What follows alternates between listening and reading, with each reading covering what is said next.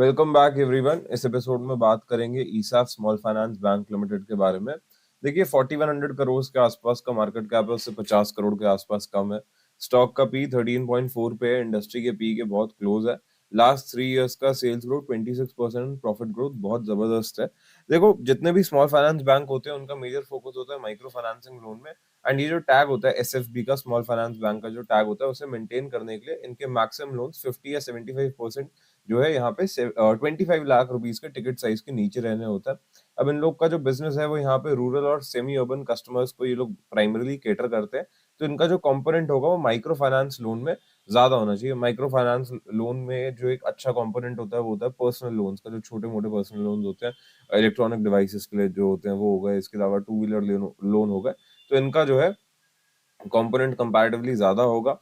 अगर हम लोग यहाँ पे एक चीज समझते हैं इस कंपनी के बारे में, तो सितंबर 2023 क्वार्टर टू का जो रेवेन्यू ग्रोथ थी वो बहुत जबरदस्त थी। एंड इनफैक्ट सारे ही बैंक्स में, एसएफबी हो या फिर बड़े बैंक्स हो, बहुत बड़े बैंक्स की बात नहीं कर रहा हूँ बट कंपैरेटिवली बैंक्स जो 1.5-2 लाख करोड़ वाले बैंक्स भी हैं, उनके अंदर रेवेन्यू वाइज ग्रोथ अच्छी आई है। बिकॉज धीरे धीरे इंड्यूसमेंट्स बढ़ रहे हैं। यहाँ पे एक कस्टमर बेस जो है वो नया आ रहा है, एक वो चीज हो रही है। एंड सेकंड, यहाँ पे जितने भी वर्किंग कैपिटल लोन बुक है वो बढ़ रही है इंडिया के अंदर।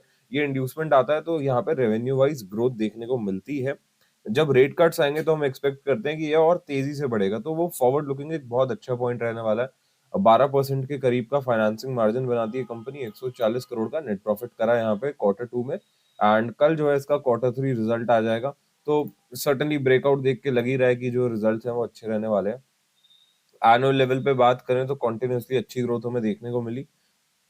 कंपनी रिसेंटली ही लिस्ट हुई थी। 302 करोड़ का net profit, highest ever net profit यहाँ पे लास्ट फाइनेंशियल ईयर में रिपोर्ट करा है। 6.73 रुपीज का ईपीएस बना यहाँ पे। एंड अगर हम लोग यहाँ पे शेयर होल्डिंग पैटर्न की बात करें तो वो आपके स्क्रीन पर है, कुछ ज्यादा जानने के लिए है नहीं।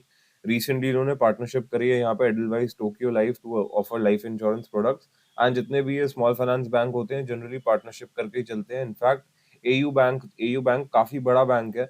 उसी की अगर हम लोग बात करें तो उनके पास में भी खुद की काफी सारी आर्म्स नहीं है। जैसे यहाँ पे इन्वेस्टमेंट्स के लिए उन्होंने मोतीलाल ओसवाल के साथ में टाई अप किया हुआ है। तो वो आप एक चीज समझ सकते हैं कि छोटी कंपनीज जो होते हैं, जो छोटे बैंक्स होते हैं, वो सारी सर्विसेज इन हाउस नहीं प्रोवाइड करते हैं। देखो एक चीज यहाँ पे आपको क्या समझनी है कि स्टॉक रिसेंटली लिस्ट हुआ था, ब्रेकआउट जो है वो सॉलिड नोट पे आया, बट कल रिजल्ट्स है।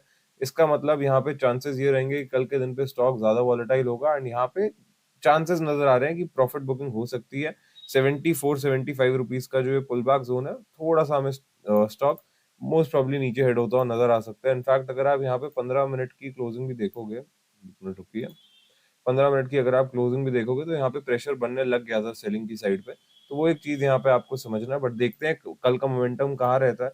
Things can turn out to be in a different way also. Because जब भी देखो, एक इंपॉर्टेंट चीज आपको ये समझनी है कि जब भी ये रिजल्ट्स आते हैं ना, तो वो पर्टिकुलर स्टॉक वॉलेटाइल होता है। वही चीज हम लोग यहाँ पे कल मोस्ट प्रोबेबली विटनेस कर सकते हैं। तो वो एक पॉसिबिलिटी है, उसे कंसिडर करके चलना। वॉल्यूम 1.336 मिलियन था जब रिसेंटली स्टॉक इन लेवल्स पे गया था। बट यहाँ पे आज वॉल्यूम के अंदर जो एक सर्च देखने को मिला, 1.457 मिलियन का वॉल्यूम देखने को मिला, मतलब 15.5 लाख के करीब का वॉल्यूम देखने को मिला। एंड क्लोजिंग यहाँ पे जो है इस लेवल के ऊपर हुई है। अगर इनिशियली पुल बैक आता भी है तो हम लोग एक्सपेक्ट करेंगे कि इन लेवल्स, ये दो लेवल्स पे, एक इनिशियली 74-75 के लेवल पे, एंड उसके बाद इस लेवल पे बायर्स अट्रैक्ट हो सकते हैं जो है 72 रुपीज का लेवल। एंड इसके नीचे स्टॉक जाता है तो थोड़े से प्रॉब्लम हो सकते हैं, बट पॉसिबिलिटीज कम है यहाँ से जाने के। यहाँ तक स्टॉक हेड होता है तो रिवर्सल के चांसेस ज्यादा बनेंगे। यहीं से मोमेंटम कंटिन्यू होता है तो देखो, अगर आप नए बायर हो, इट्स बेटर आप एक पुल बैक का वेट करो। इतना कोई स्टॉक बढ़ जाता है उसको सेम डे लेना जो है वो थोड़ा सा मुश्किल वाला काम हो जाता है कभी कभी, ऐसा हम लोग समझते हैं। बट अगर आपका लॉन्गर टर्म विजन है तो मुझे लगता है, देखो मेरा ईसाफ स्मॉल फाइनेंस बैंक इतना ज्यादा पड़ा हुआ नहीं है। मैंने जो एसएफबी पढ़ा है, जिसकी एनुअल रिपोर्ट हम लोगों ने ढंग से देखी है, that is Utkarsh small finance bank. And वो हम लोग के पोर्टफोलियो में भी है। बट अभी स्मॉल फाइनेंस बैंक के दो दो आईपीओ भी आ रहे हैं।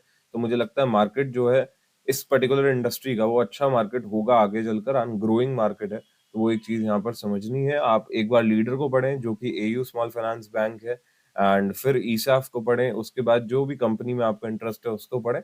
तो आपको अच्छा आइडिया लगेगा। थोड़ा सा पीयर एनालिसिस करना चाहिए इस पर्टिकुलर इंडस्ट्री में। But with that said, I hope you guys enjoyed this episode. Like share subscribe जरूर करना अगर पसंद आया तो, and I will see you guys in the next one.